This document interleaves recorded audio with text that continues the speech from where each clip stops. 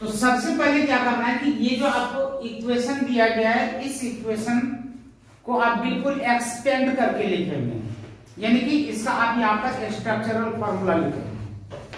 जैसे कि मान लीजिए कि यहाँ पर C3H8 है, तो यहाँ पर 1 2 3 तीन कार्बन देखिए, 1 2 3 4 5 6 7 8, ये हो गया C3H8 का स्ट्रक्चर। फिर यहां पर दिया हुआ है 5O2। अब O2 कैसे रहता है, तो यहां पर ऑक्सीजन ऑक्सीजन आपस में डबल बॉन्ड के साथ रहता है, फिर एरो का निशान दिए, उसके बाद लिखा हुआ है 3CO2। तो CO2 का स्ट्रक्चर कैसा होगा कि बीच में कार्बन होगा और दोनों साइड में एक एक ऑक्सीजन डबल बॉन्ड के साथ जुड़े होते हैं। तो आपने O डबल बॉन्ड C और डबल बॉन्ड O ये बना दिए। फिर यहां पर लिखा हुआ है 4, तो आपने 4 लिखा। और जो वाटर होता है, वाटर में बीच में ऑक्सीजन होता है और उसके दोनों साइड में एक एक हाइड्रोजन होते हैं, तो यहाँ पर आपने O लिखा और सिंगल बॉन्ड के साथ यहाँ पर इसके साथ हाइड्रोजन लगा हुआ है। तो पहला स्टेप समझ में आ गया कि आपको यहाँ पर क्या करना है कि इस तरीके से जो आपको इक्वेशन दिया गया है, इस इक्वेशन का आप स्ट्रक्चरल फॉर्मूला बनाना है। उसके बाद हमें यहाँ पर क्या करना है, अभी तक जो ये आप फॉर्मूला पढ़े थे, जरा ध्यान से देखना, हर बार मैंने लिखा था bond energy of product minus bond energy of reactant, लेकिन मैंने यहां पर क्या लिखा है, bond energy of reactant minus bond energy of product. केवल बॉन्ड एनर्जी के कैलकुलेशन में ही रिएक्टेंट में से प्रोडक्ट माइनस करने हैं, जबकि हर जगह आपको याद रखना है कि प्रोडक्ट में से रिएक्टेंट को माइनस करना है, यहां पर गलती ना हो जाए। चलिए अब इसी का सहारा लेकर के हम लोग काम करेंगे। तो ये दोनों हमारे क्या है, रिएक्टेंट्स हैं। अब इसमें गिनती करो कि कार्बन कार्बन के बीच में जहां पर सिंगल बॉन्ड है, ऐसे दो बन रहे हैं, एक बॉन्ड ये बन रहा है और एक बॉन्ड ये बन रहा है। तो आपने यहां पर लिखा 2 और ब्रैकेट में लिख दिया CH। पहले अच्छे तरीके से समझ, फिर बाद में कॉपी करेंगे। तो कार्बन कार्बन की तो कहानी, सॉरी कार्बन कार्बन हमने लिखा है ना, तो C सिंगल बॉन्ड C। अब कार्बन हाइड्रोजन के बीच में सिंगल बॉन्ड लगा हुआ है और CH बॉन्ड कितने हैं, 1 2 3 4 5 6 7 8। तो आप यहां पर लिखते हैं 8 और ब्रैकेट में आपने लिखा CH। भाई कार्बन हाइड्रोजन वाले 8 बॉन्ड है, 8 हिस्से हैं। अब इसके अंदर कुछ नहीं है, इधर है, आपने यहां पर लिखा 5 और O डबल बॉन्ड O, ऐसे ऐसे 5 यहां पर दिया हुआ है। ये हमारा क्या हो गया, रिएक्टेंट वाला पार्ट हो गया। इसको मैंने यहां पर ब्रैकेट में बंद कर दिया ताकि कोई मिस्टेक ना हो। इतने अच्छे तरीके से लिखना है कि टीचर को हर एक बात समझ में आ जाए कि आप क्या लिख रहे हैं। और फिर इस साइड आते हैं, एक कार्बन डाइऑक्साइड में 2 CO बॉन्ड मिल रहे हैं क्या, और कितने 3 है, तो 3 2 जा क्या हो जाएंगे, 6 हो जाएंगे। तो मैं यहां पर लिखूंगा 6 और यहां पर C डबल बॉन्ड O। ये पॉइंट समझ में आ गया, क्योंकि एक मॉलिक्यूल में देखिए 2 CO बॉन्ड है क्या, तो 3 में कितने हो जाएंगे, 6 हो जाएंगे, इसलिए मैंने यहां पर क्या लिखा, 6। सिमिलरली एक OH में, मतलब एक वाटर में 2 OH बन रहे हैं, तो 4 में कितने होंगे, 8 हो जाएंगे।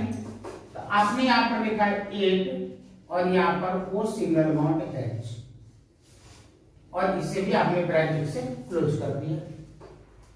अब आगे आपको क्या करना है, देखो बिल्कुल काम आसान है, कोई टफ नहीं है। आपने यहां पर लिखा 2, अब ये देखना है कि CC का एनर्जी कितना है। कार्बन कार्बन के बीच जो सिंगल बॉन्ड है इसका बॉन्ड एनर्जी कितना दिया हुआ है 347, तो आपने यहां पर लिखा 347।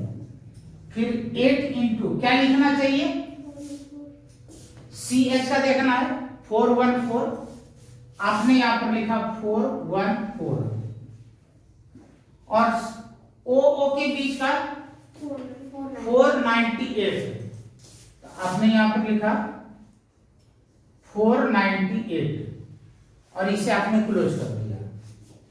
फिर निशान लगाए, यहां पर आपने 6 लिखा है इंटू कार्बन ऑक्सीजन के बीच जो बॉन्ड है इसका एनर्जी कितना है 741, आपने लिखा 741। फिर 8 इंटू OH का देखो भाई कितना है 464, आपने यहां पर लिखा 464। यहां तक समझ में आ गया क्या? अब आपका काम हो जाता है शुरू, इसे मल्टीप्लाई करके मुझे बताओ कितना होगा। तो यहां पर इसको मल्टीप्लाई करके ये आया, इन दोनों को मल्टीप्लाई करने पर ये मिला, और इन दोनों को मल्टीप्लाई करने पर ये मिला। इस साइड इन दोनों को मल्टीप्लाई आपने किया, यहां पर ये आया, और इन दोनों को जब आपने मल्टीप्लाई किया तो ये आ गया। अब आप इन तीनों को मल्टीप्लाई करके बताएं कि कितना आया।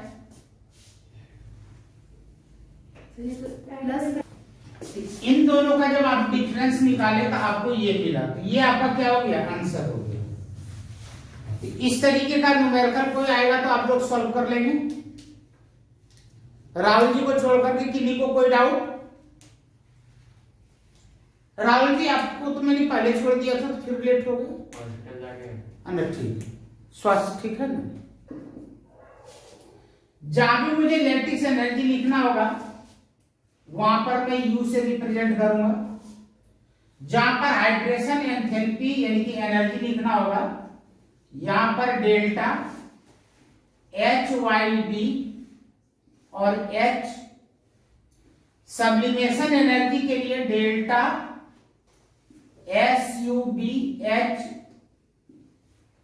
बॉन्ड डिसोसिएशन एनर्जी के लिए डेल्टा, और यहां पर डिसोसिएशन और H,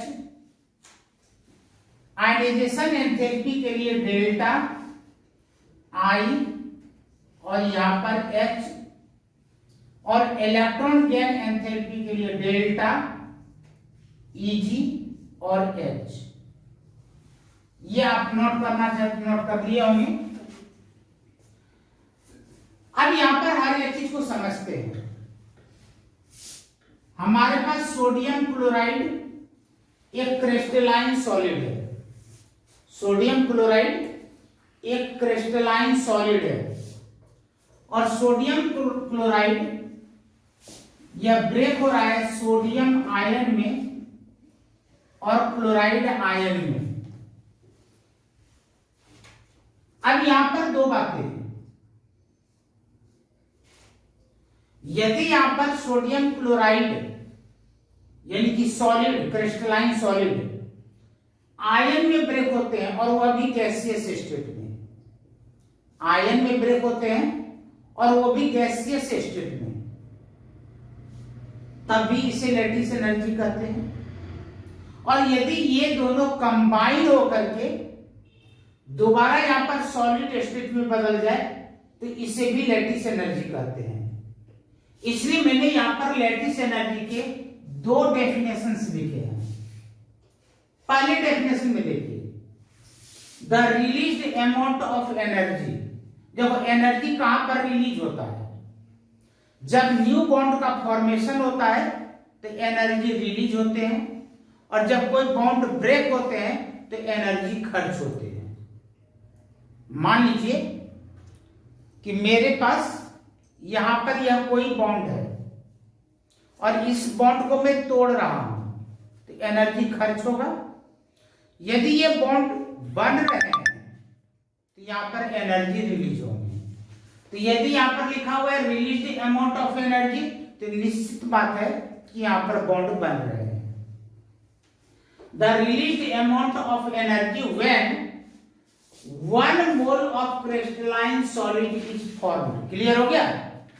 when 1 mole crystalline solid is formed by the combination of the oppositely charged ions in the gaseous state। यानी कि यहां पर Na+ मैंने लिखा गैसियस स्टेट में है, यहां पर Cl- लिखा गैसियस स्टेट में है, और इसने बनाया NaCl सॉलिड स्टेट में। तो यहां पर क्या होगा? एनर्जी रिलीज होंगे। तो इस एनर्जी को भी हम लैटिस एनर्जी ही कहते हैं।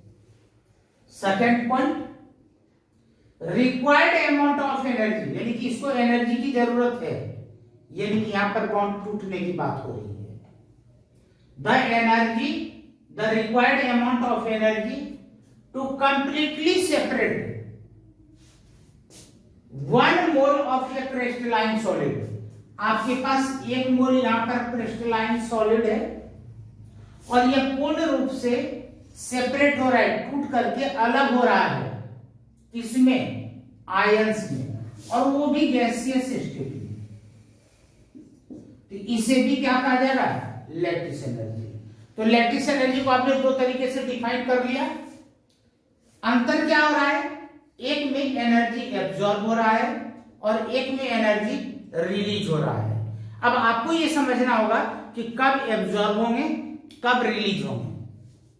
तो माइंड में एक सेटअप बना लीजिए कि जब बॉन्ड ब्रेक होंगे तो उस समय एनर्जी एब्जॉर्ब होगा, जब बॉन्ड का फॉर्मेशन होगा यानी कि जब जुड़ेंगे तो वहां पर एनर्जी रिलीज होंगे। ये समझ में आ गया? तो ये तो मैंने आपको समझाया लैटिस एनर्जी। अब मैं आपको समझा रहा हूं हाइड्रेशन एनर्जी, क्योंकि जब तक हर एक पॉइंट नहीं समझ में आएंगे तो बोर्न-हाइमर साइकिल को आप रट्टा ही मारेंगे, समझ में नहीं आएंगे। यहां पर देखिए, आपके पास सोडियम क्लोराइड है, लैटिस एनर्जी के कारण यह गैसियस स्टेट में आयन में ब्रेक हो गया। यहां तक आप लोगों को समझ में आ गया है? यदि यहां पर इसको वाटर मिल जाए तो ये आयंस क्या करेंगे? हमारे पास Na+ है और वाटर डाइपोलर मॉलिक्यूल होता है, याद रखिएगा। यानी कि एक ही मॉलिक्यूल पर पार्शियली पॉजिटिव भी होते हैं और निगेटिव भी होते हैं। देख लीजिए, हल्का सा पॉजिटिव चार्ज है, हल्का सा निगेटिव चार्ज है। तो इस प्लस की ओर वाटर का निगेटिव पार्ट आएगा, यानी कि यहां पर OH और H, यहां पर OH, यहां पर O और H, यहां पर O और H, यानी कि इसके पॉजिटिव पार्ट को वाटर के निगेटिव पार्ट ने घेर रखा है। वाटर के निगेटिव पार्ट ने क्या कर लिया है? घेर लिया है। अब ये सोडियम आयन जहां जहां भी जाएगा ये पूरा का पूरा शीट यानी कि रिंग उसके साथ जाएगा, इसको अकेला कहीं नहीं छोड़ेगा। तो क्या हुआ? यहां पर वाटर के मॉलिक्यूल्स इस आयंस के साथ ऐड हो गए। क्या? तो addition of water molecule is known as hydration. Clear? Addition of water molecule is known as hydration. अब एडिशन होगा तो एनर्जी रिलीज होंगे। तो released amount of energy, released amount of energy to addition of water molecule with ions is known as hydration energy. आप कहेंगे कि chloride ion के साथ किस तरीके से होगा? तो चलते हैं क्लोराइड आयन की ओर। वाटर तो डाइपोलर मॉलिक्यूल है ना, इसके पास तो दोनों तरह के पोल हैं। तो वहां पर यदि माइनस है तो वाटर का पॉजिटिव पार्ट उसको कवर करेगा, यानी कि यहां पर H, ये H, यहां पर H और ये H, ये H और ये H। अब यहां पर जो डेल्टा माइनस है, नो प्रॉब्लम, लेकिन यहां पर क्या है, delta plus delta plus delta plus delta plus delta plus. तो देख लीजिए इस माइनस को वाटर के पॉजिटिव पार्ट ने घेर रखा है क्या, तो वाटर का तो एडिशन यहां पे हुआ, और addition of water is known as hydration, और जब हाइड्रेशन होगा तो यहां पर एनर्जी रिलीज होंगे, तो इस एनर्जी को क्या कहा जाएगा, हाइड्रेशन एनर्जी। अब समझ में आ गया कि लैटिस एनर्जी क्या है और हाइड्रेशन एनर्जी क्या है। तो हाइड्रेशन एनर्जी में हमेशा एनर्जी रिलीज ही होंगे, जबकि लैटिस एनर्जी में सिचुएशन के हिसाब से रिलीज भी हो सकते हैं और एब्जॉर्ब भी हो सकते हैं। Clear. Sublimation, enthalpy of sublimation में आपने पढ़ा था कि if any type of solid substance is directly converted into gaseous state by heating, this process is known as sublimation. For the example, if you have a substance with name A in solid state, after heating, if A convert into A in gaseous state, भाई यहां पर composition change नहीं हुआ, इधर भी A था इधर भी A है, स्टेट चेंज हुआ है, सॉलिड से सीधे गैस में चेंज हुआ है। तो यहां पर जितना एनर्जी इस सिस्टम ने लिया उस एनर्जी को क्या कहेंगे, सब्लिमेशन एनर्जी। क्लियर हो गया। बॉन्ड डिसोसिएशन, बॉन्ड टूटने की एनर्जी को बॉन्ड डिसोसिएशन। आयनाइजेशन एनर्जी या ionization enthalpy, required amount of energy to remove one valence electron from valence shell in gaseous state and isolated, that is known as ionization enthalpy, electron gain enthalpy, electron लेने की कहानी को। तो ये सारे point समझ में आ गए क्या। अब सिर्फ 2 से 3 मिनट लगेंगे, बॉर्न हैबर साइकिल कंप्लीट कर पाऊंगा।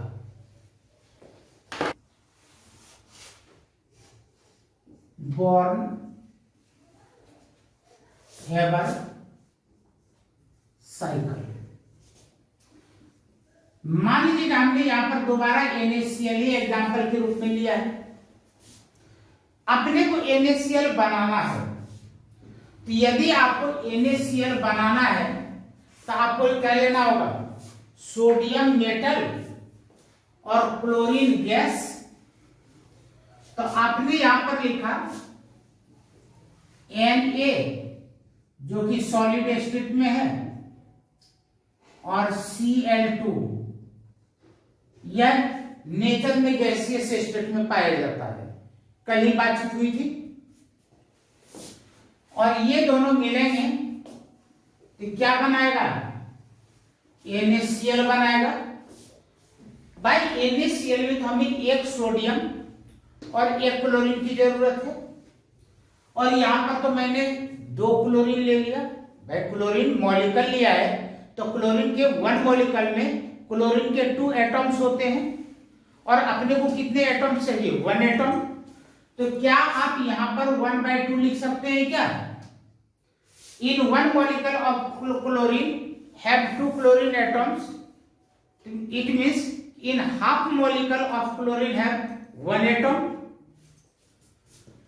अब देखो ये रिएक्ट कैसे करेगा। हम लोग जानते हैं कि सोडियम अपना क्या करेगा, इलेक्ट्रॉन देगा, और क्लोरीन क्या करेगा, उस इलेक्ट्रॉन को लेगा।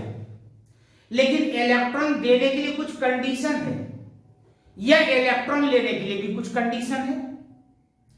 इलेक्ट्रॉन वही दे सकता है, पहली बात की गैसियस स्टेट में हो, दूसरी बात की वह अकेला हो,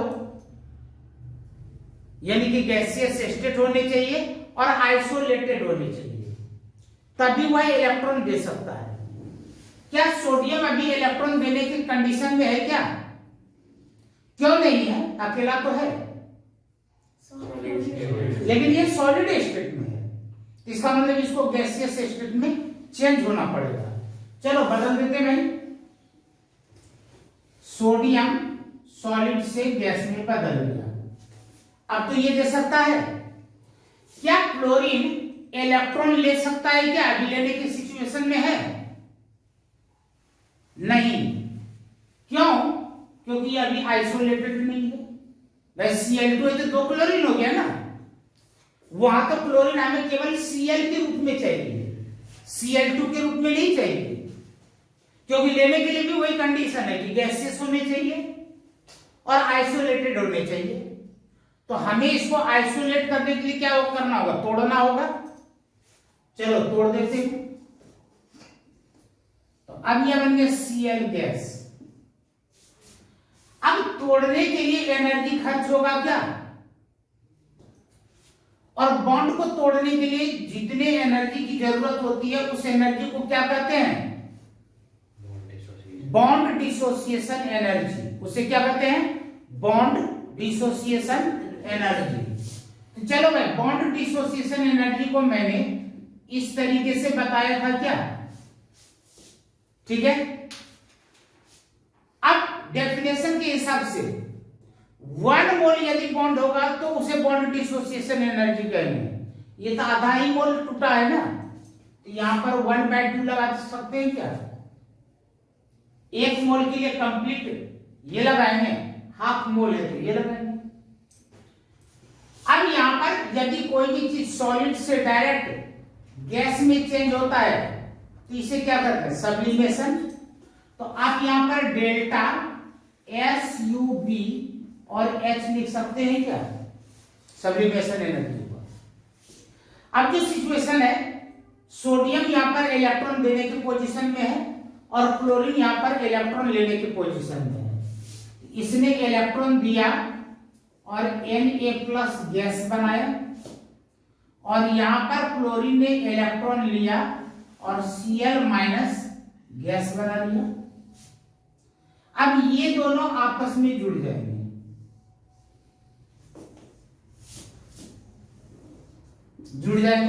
अब जरा सा मुझे बताओ, अभी थोड़ी देर पहले मैंने बताया था, यदि गैसियस आयन अपोजिट चार्ज वाले यदि आपस में जुड़कर सॉलिड क्रिस्टलाइन सॉलिड में कन्वर्ट होते हैं तो इस एनर्जी को क्या कहते हैं?